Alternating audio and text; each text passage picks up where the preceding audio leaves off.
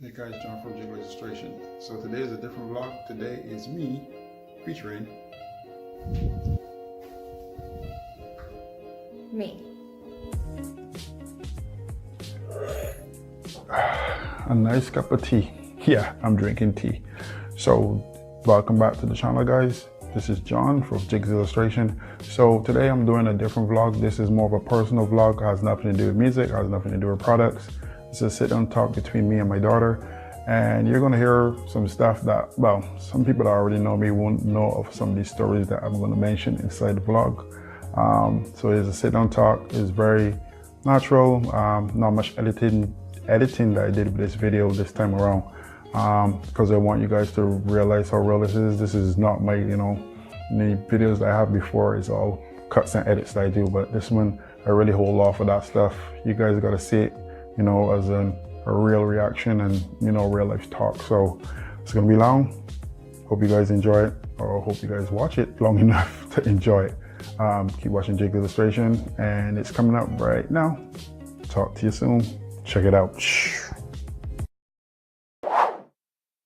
Hey guys, welcome back to another vlog. This is going to be different. This one is more personal. This is with my daughter. Say hi. Hi. And this is with me. Hey, the star of the show. Just kidding. But yeah, yeah. So, I know for a long time everyone's been asking me to do a video more pertaining to me, instead of me just doing things like reviews and music and stuff like that. I always doing most of the time, and I keep saying in different vlogs, oh, I'm gonna drop a video with myself and my daughter or something else, but personal, I never do it. So this is the time to do it, and I'm doing it now. It took so long. Here we are. Yeah, we're doing it. The thing is, we do this before, we did it before, but the camera messed up and I had to do it over. So first question. How was it for you to, when you married into like a marriage with mom or family with mom, like coming from like an environment where you were like a single man in Barbados to like a family man and having to like adapt to like starting to raise like two stepchildren? Like how was that for you? For me, it was easy. I got a clear the ear here. She calls stepchildren. I don't use that word. People, I do not use that word. She knows this. And this is one thing that I just gotta mention quick. In Barbados, we tend not to call people our step this or step that. Just like how we don't call like half siblings. We don't call people half siblings. It's either your brother or your sister. No halves, no steps, and that's how I was brought up to. I don't really say stepchildren.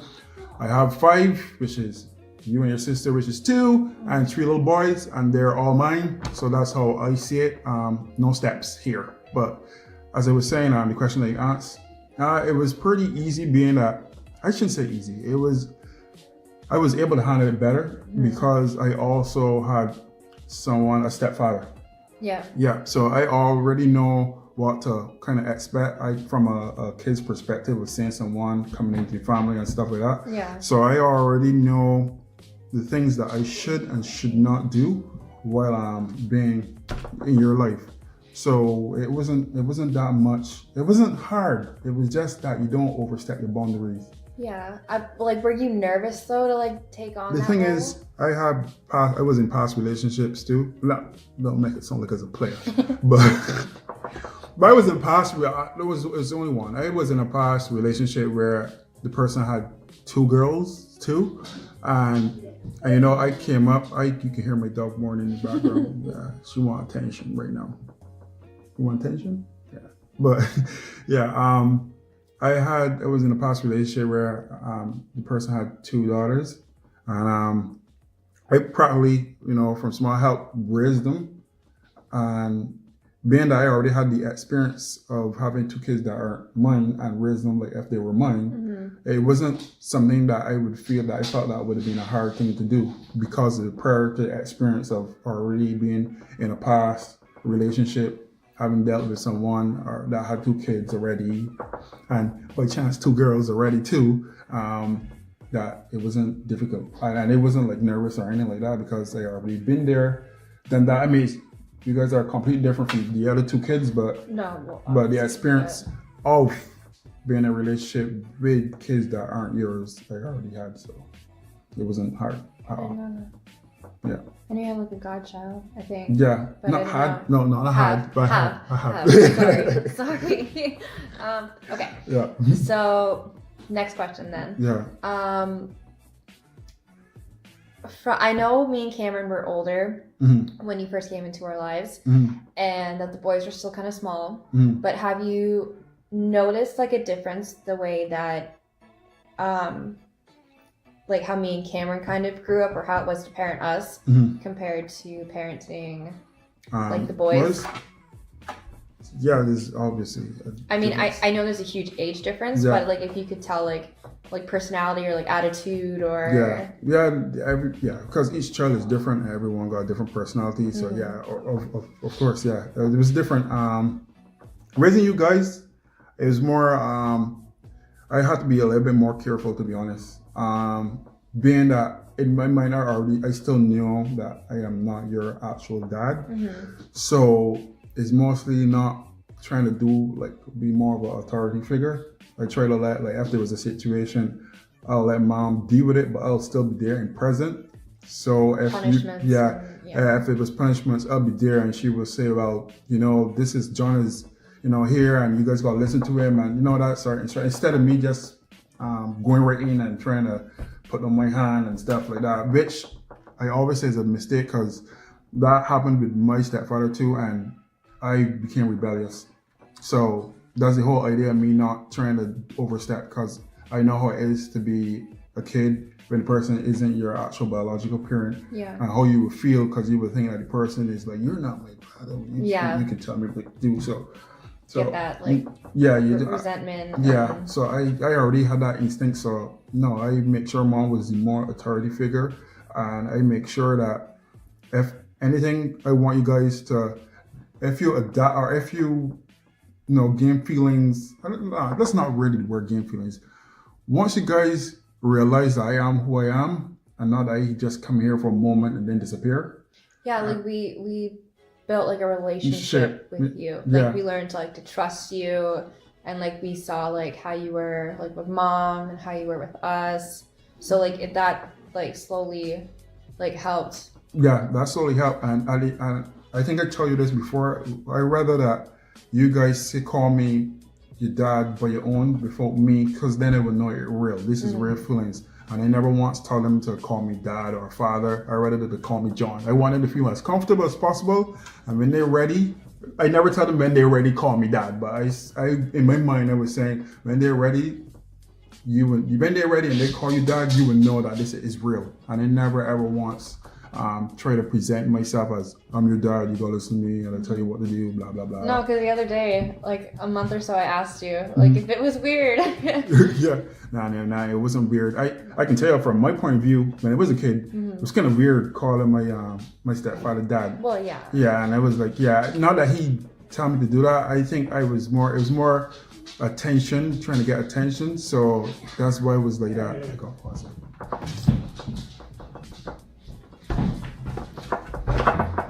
I gotta pause it because my dog need to go outside.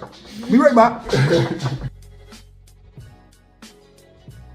I had to step away for a minute. I know I said I don't want to edit, but I had to. My dog had to go outside, so I had to cut it short. And be back now on part 2. Where were we again? Well, we trailed off from the question that I asked, which was, did you notice a difference between raising boys compared to girls? Yeah. So that was the original question. Yeah, and I go rambling. I always do that. I don't know why. But no, yeah, there was just a difference. You guys more,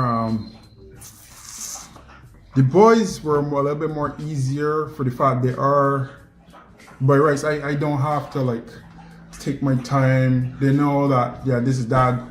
I could the authority right away, right? But with you guys, I couldn't. So it's more of I had to work my way into it. And with the boys, I don't have to. Yeah. I just, this is it and this is how it goes. This is dad, this is mom, this is how it goes. But I mean, more gender-wise. Gender-wise? Not so much necessarily gender, but was there a difference between boys and girls, basically speaking? Yeah. Difference between boys and girls.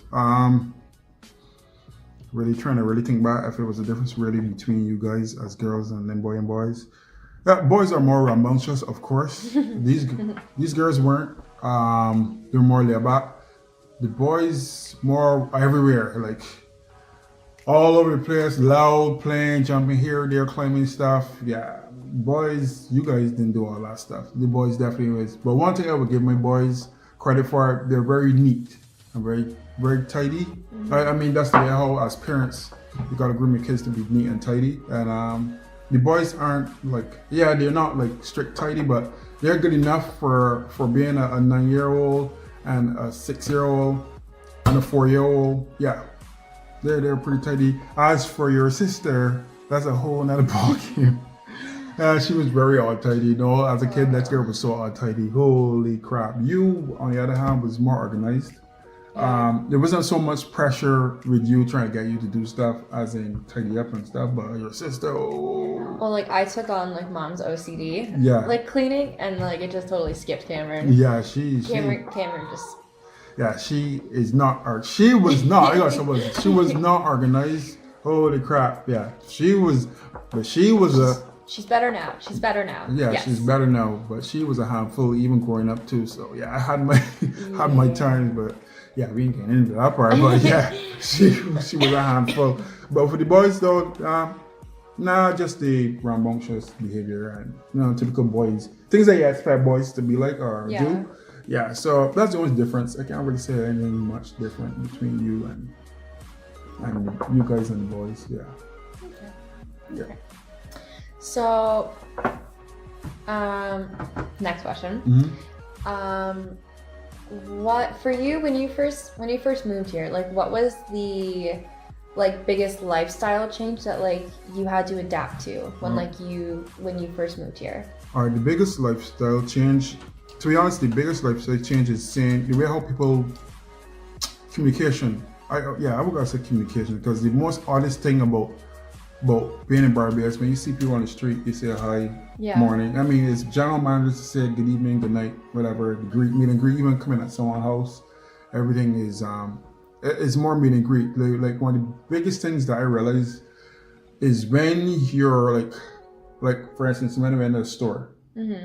And they said good morning, the guy looked at me like if I was an alien. And that was so weird because in Barbados, we always meet and greet, say good morning. Not saying that everyone in Canada is like that, but I kind of learned quick that people don't really say good morning to each other like you would expect in Barbados. No. It's more hi and you get straight to you don't even say hi sometimes, can I have or do you have? Yeah, straight to the point. In Barbados is hi, good morning. Do you guys have? Just everything is a meet and greet. Morning, good evening, good night, depending on the time of day it is.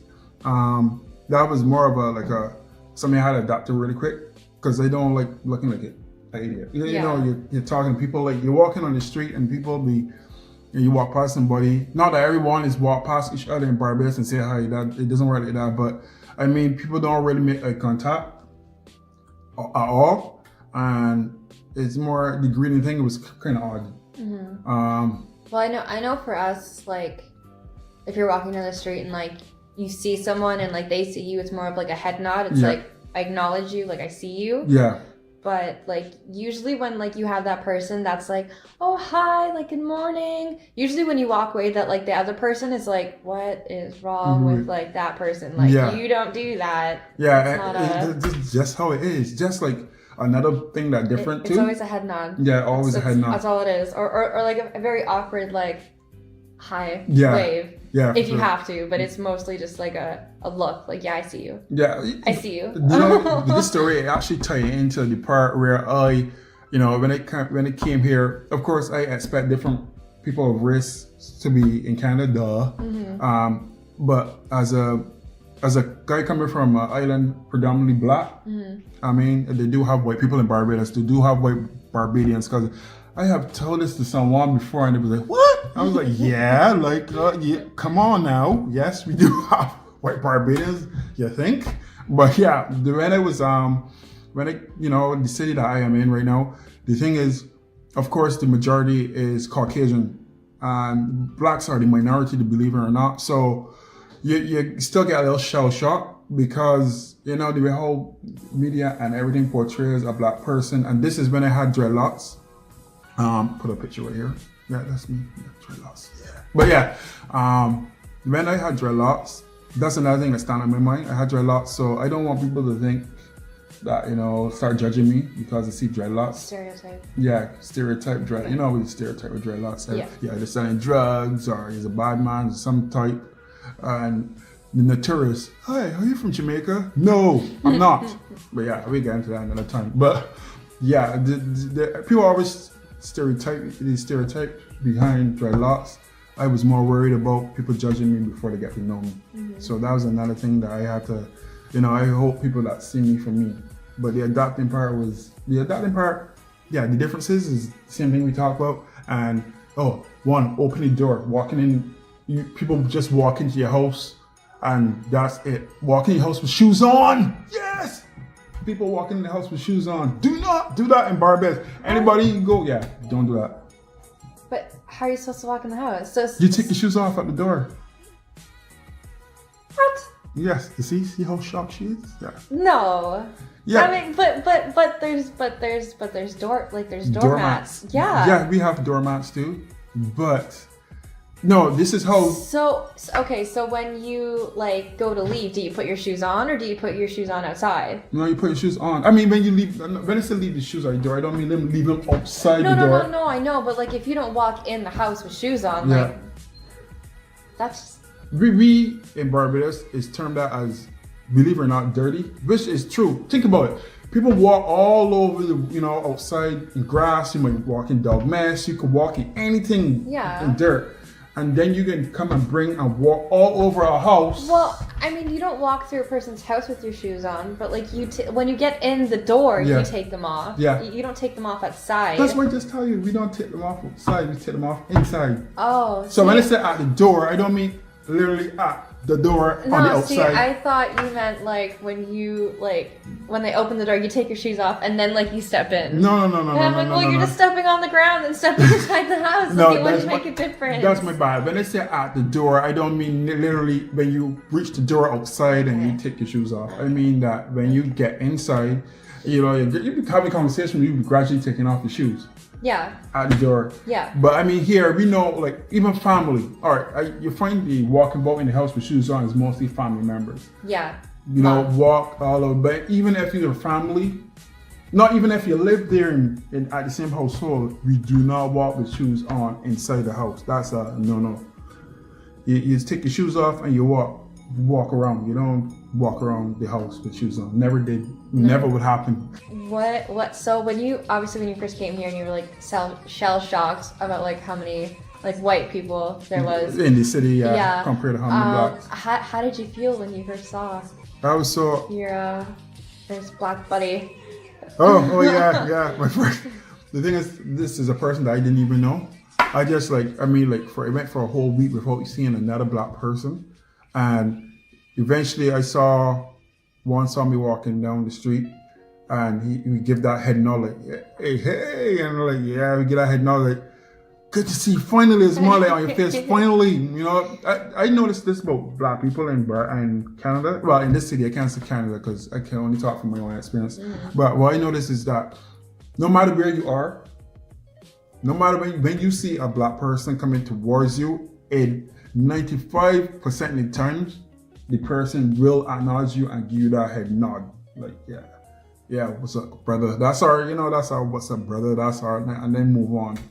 And it always happens, regardless. It always happens. Even though it still happened to me. So. Okay, so next question is about hair. Yeah. So when you had dreads, what was it like living in Barbados having dreads and then moving to Canada and having dreads? Was it a different?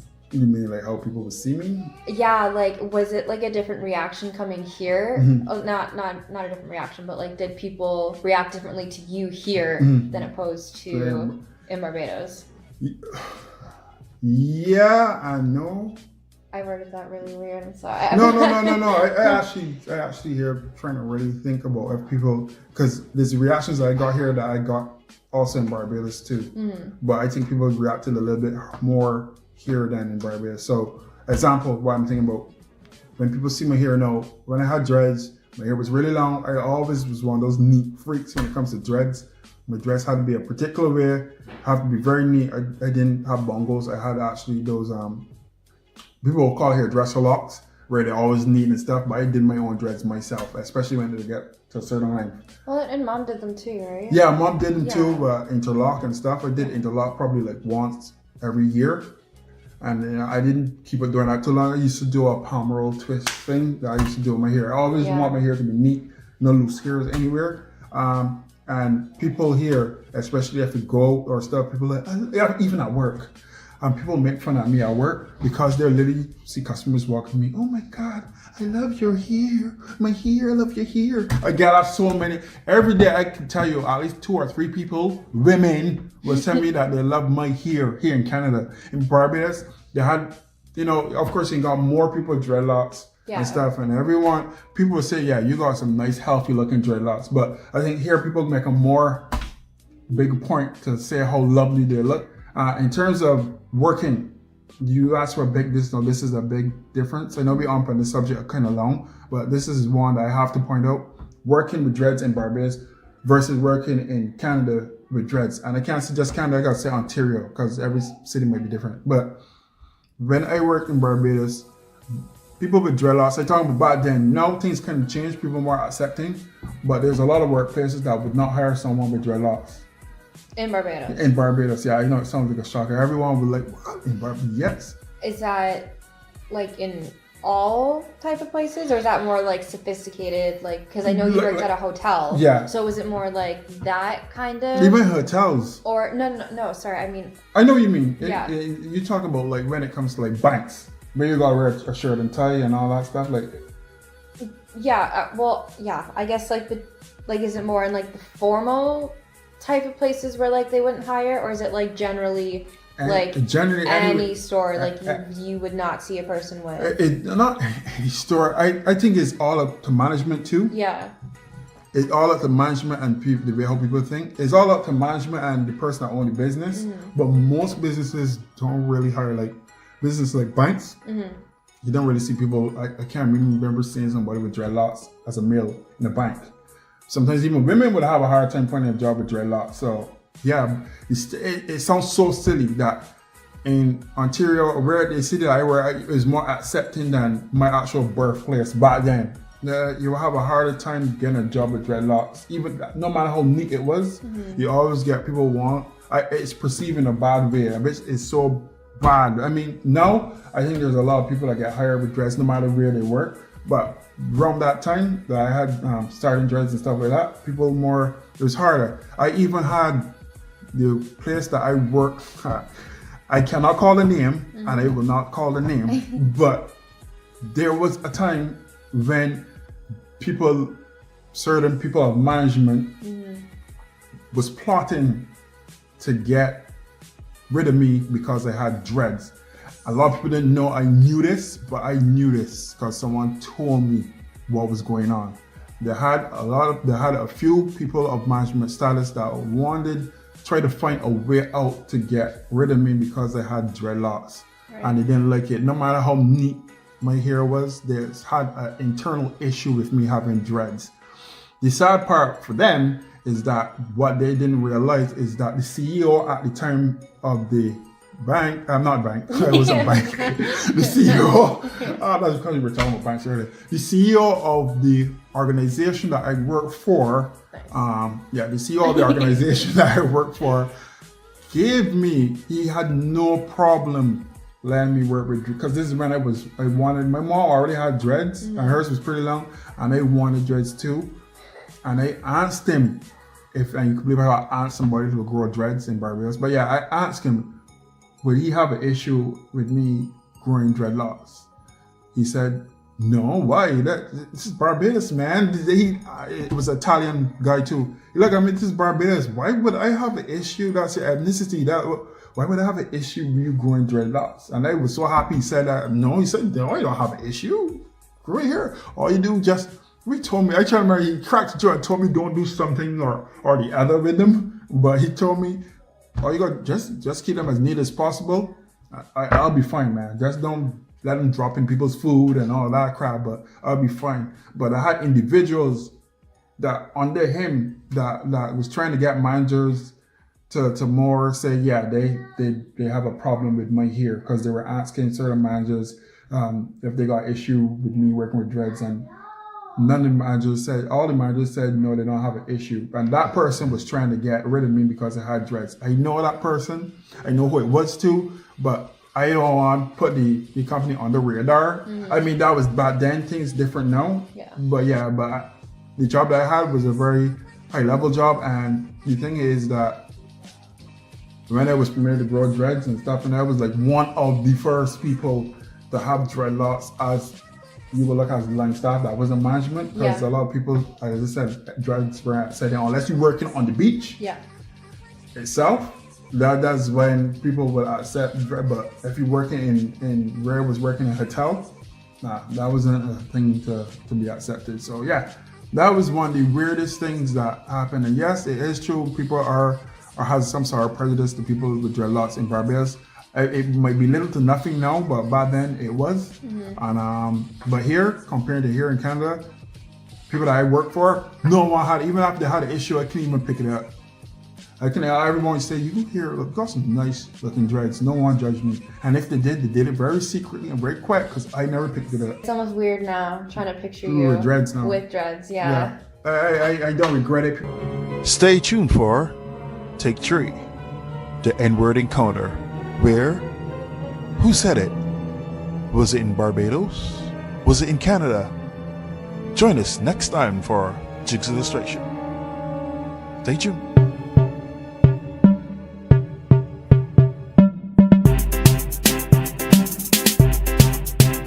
Where's Marmar's ears? Where's Marmar? Stay with boys.